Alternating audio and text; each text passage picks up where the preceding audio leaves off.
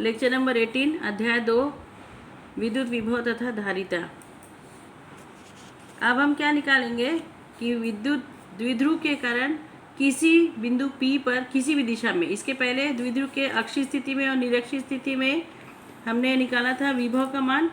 अब किसी भी स्थिति में, तो यहाँ मैंने बिंदु P लिया है, डायपोल ए बी है जिस पर प्लस क्यू माइनस क्यू आवेश रखा है, दोनों के बीच का दूरी 2a है जो कि अत्यंत कम है। डायपोल का मध्य बिंदु O है, O से B तक की दूरी, O से A तक की दूरी दोनों A के बराबर है। अब O से R दूरी पर एक बिंदु P है और इस बिंदु P की A से दूरी R1 है, बिंदु P की दूरी B से भी R2 है, B से R2 है। और इस प्रकार हम देखते हैं कि OP जो है डायपोल के साथ थीटा कोण बनाते हुए है। इस प्रकार ये P बिंदु न तो अक्षीय स्थिति में है डायपोल के और न ही निरक्षीय स्थिति में है, एक सामान्य स्थिति में। तो सबसे पहले ये जितना मैंने बताया कि ए बी डायपोल है और बिंदु दोनों के बीच की दूरी जो है 2a है, बिंदु P पर हमें विभव निकालना है, ये सारी चीज़ें जो हैं आप अपने नोट्स में इसको कम्प्लीटली लिखेंगे।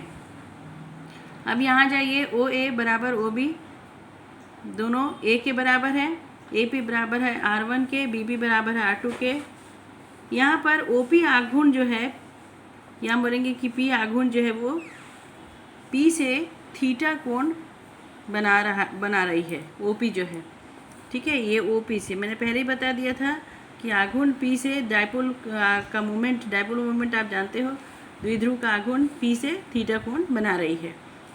A के माइनस क्यू आवेश के कारण, अब इस माइनस क्यू आवेश के कारण बिंदु P पर विभव, हम विभव का जो सूत्र है उसके पर मान रखेंगे। माना कि वो V1 है, 1/4πε0 माइनस क्यू अपॉन ये दूरी लेंगे आप, कौन सा AP which is equals to R1। इसी प्रकार प्लस क्यू आवेश के कारण बिंदु P पर विभव, यहाँ पर बिंदु प्लस क्यू आवेश के कारण, तो ये दूरी कौन सा लेंगे, BP लेंगे। माना कि वो V2 है, 1/4πε0 प्लस क्यू अपॉन R2, अर्थात द्विध्रुव AB के कारण बिंदु P पर कुल विभव, फिर से हम यही बोलेंगे कि विभव जो है अदिश राशि है, इसलिए कुल विभव जो है दोनों विभव के योगफल के बराबर होगा V1 प्लस V2। चिन्ह सहित आप रखेंगे तो Q/4πε0 V1 और V2 का मान मैंने यहाँ पर रखा है। So V is equals to Q/4πε0 1/R2 minus 1/R1। Suppose this is equation number 1। अब एक हद हम यहाँ पर एक ज्यामिति यूज़ करेंगे।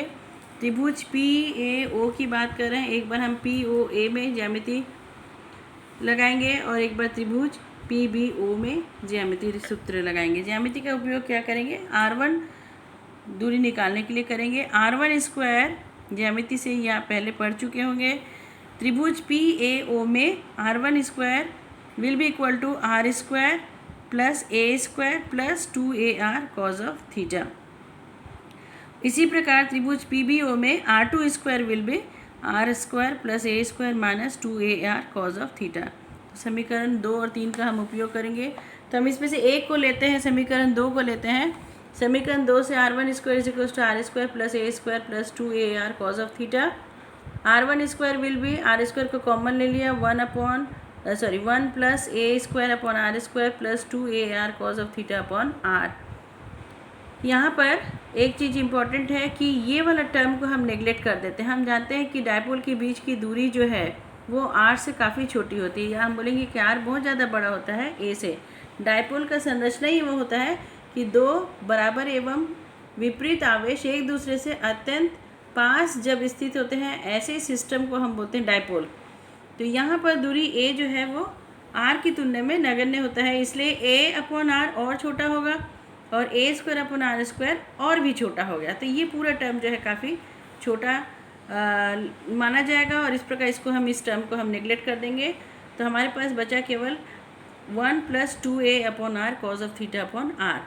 यहाँ पर R1 स्क्वायर के लिए लिखा हुआ है, so R will be under root of this, so R square का R हो जाएगा and 1 plus 2A cos theta upon R के पावर में हाफ, या अंडर रूट जिसको हम बोलते हैं पावर में हाफ। इसको जब हम उल्टा कर देते हैं तो 1/R, इसका व्युत्क्रम निकाल लेते हैं, तो 1/R1 will be equal to 1/R और इसके घात में जो है प्लस हाफ वो माइनस हाफ हो जाएगा, 1 plus 2A/R cause of theta minus half. यहाँ पर आ जाते हैं द्विपद प्रमेय से। द्विपद प्रमेय 1 + x, ये क्लास 11 का फर्स्ट चैप्टर का मैथमेटिकल फिजिक्स का फर्स्ट चैप्टर है ये। 1 + x⁻n। सो 1 + x⁻n, मैं सिर्फ 2 पदों को ले रही हूँ, अन्य पद जो हैं नेगलेक्ट माना कर देंगे क्योंकि वो काफ़ी छोटे पद होंगे। हमको सिर्फ 2 पद से एक अप्रोक्सीमेट वैल्यू लेना है। देखिए हम 2 पद को लेंगे, 1 + -nx ही हो जाएगा because it is minus. So 1 + x⁻n will be 1 - nx, फिर प्लस n² x² फैक्टोरियल। ये उस टर्म को हमको लेना नहीं, हम केवल 2 टर्म की बात कर रहे हैं। तो यहाँ पर हमारे इसमें ये इसी फॉर्मूले को हम अप्लाई करेंगे। ये पूरा x है, 2a/r cos θ x है, और n यहाँ पर क्या है, -½ है।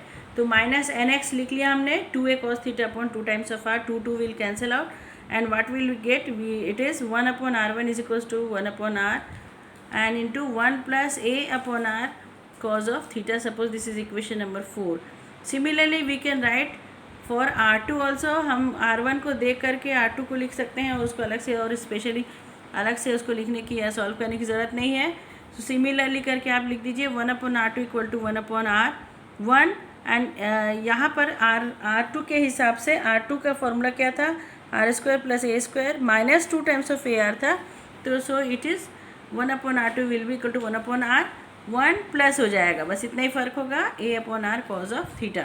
बाकी प्रोसेस जो है सेम होगा क्योंकि यहाँ पर ये प्लस रहेगा और ये माइनस रहेगा। ठीक है, यहाँ पर आप ध्यान देंगे ये भी माइनस रहेगा और ये भी माइनस रहेगा, तो minus and minus will become plus. उसके बाद इन मानों को हम क्या करते हैं, इस समीकरण 1 में रखते हैं, v = v1 + v2 which is equals to q/4πε0 into 1/r2 - 1/r1। यहाँ पर r2 और r1 की वैल्यू हम रखते हैं, हमें मिलेगा v = q/4πε0 and 1/r 1 + a/r cos of θ and -1/r 1 - a/r cos of θ एंड दिस 1 एंड इसको ओपन करते हैं तो 1 and 1 will cancel out. What will get, 1/r को हमने बाहर निकाल लिया, ये दोनों में उपस्थित है, इसको बाहर निकाल लिया है। सो q/4πε0 1/r, और यहाँ ये दोनों मिलके क्या हो जाएंगे, 2 times of a cos of θ/r। इसके बाद हम जानते हैं कि ये q और ये 2 टाइम्स ऑफ a, ये कहलाएगा डायपोल मोमेंट। इन दोनों के एक साथ लिखेंगे तो द्विध्रुव आघूर्ण, इन दोनों के बदले में हम p लिख देंगे। सो 1/4πε0 and p cos θ, this 2a and q, this both will become q। ठीक है, q cos θ/4πε0 और ये r²। तो हमारा जो फॉर्मूला आएगा v के लिए 1/4πε0 p cos θ/r²। v = 1/4πε0 p cos θ/r²। बहुत हटके है ये फॉर्मूला, आपको याद रखना है, अलग टाइप का है, अलग अन्य फॉर्मूले से अलग दिखता है, इसमें p भी है, तो ये आपको याद रखना है। यहाँ पर r² भी आता है साथ में, ये p की जगह पे जहाँ p = q × 2 times of a dipole moment रखना है।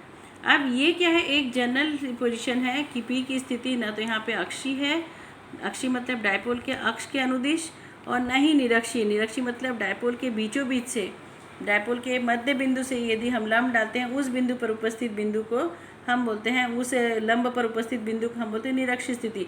उस स्थिति में भी नहीं है, एक जनरल स्थिति में है। तो ऐसा कई बार प्रश्न होता है कि जनरल स्थिति आपको निकालने के लिए बोलता है और वहाँ से फिर अक्षीय स्थिति और निरक्षीय स्थिति के लिए फॉर्मूला को सॉल्व करने के लिए बोलता है, फॉर्मूला निकालने के लिए बोलता है। तो आपको उस समय रेडी रहना चाहिए। यहाँ से पहले आप यहाँ तक फॉर्मूला निकालेंगे, उसके बाद अक्षीय स्थिति के लिए लिखेंगे कि अक्षीय स्थिति में यदि होगा तब थीटा का मान या तो 0 होगा या 180। इस तरफ यदि रहता है तो वो 0 रहेगा और इस तरफ यदि आएगा तो वो 180 हो जाएगा। ठीक है, यदि अक्षीय स्थिति में है तो थीटा 0 भी हो सकता है, थीटा 180 भी हो सकता है। मीन्स cos 0 आपको मालूम है कि cos 0 1 है और cos 180 -1 है, तब v का मान क्या होगा, या तो 1/4πε0 p cos θ/r² when θ is equals to 0 and v will be 1/4πε0 -p and r² when θ is equals to 180। तो दो वैल्यू एक साथ लिख करके हम एक साथ जनरलाइज करके लिखे v = +/-1/4πε0 p/r²। ये अक्षीय स्थिति के लिए फॉर्मूला है, आप जानते हैं इसको, परंतु ये फॉर्मूला क्या है, p के पदों में है, इसलिए आपको ये ध्यान रखना चाहिए। ये एक अलग टाइप का प्रश्न है, इसको आपको अलग से याद रखना होगा, स्पेशली इसको ध्यान रखना होगा। इसके बाद ये अक्षीय स्थिति के लिए हो गया। अब निरक्षीय स्थिति के लिए आ जाइए। सेकंड पॉइंट, जब बिंदु P निरक्षीय स्थिति में है, मीन्स इस समय थीटा का मान क्या हो जाएगा, 90 होगा। And we know that cos 90 is equal to 0। Similar आप लोगों को रखने की जरूरत नहीं है। cos थीटा का मान यहाँ पे 0 हो जाएगा, इसलिए v का मान भी 0 हो जाएगा। ठीक है, यहाँ पर मैं एक क्वेश्चन देती हूँ कि q तथा -2q आवेश एक दूसरे से d दूरी पर रखे हैं। आवेश q के सापेक्ष वह स्थिति ज्ञात कीजिए जहाँ कुल निकाय के कारण विभव का मान 0 है। इस प्रश्न को सॉल्व करके आप मुझे व्हाट्सएप कीजिएगा। Thank you.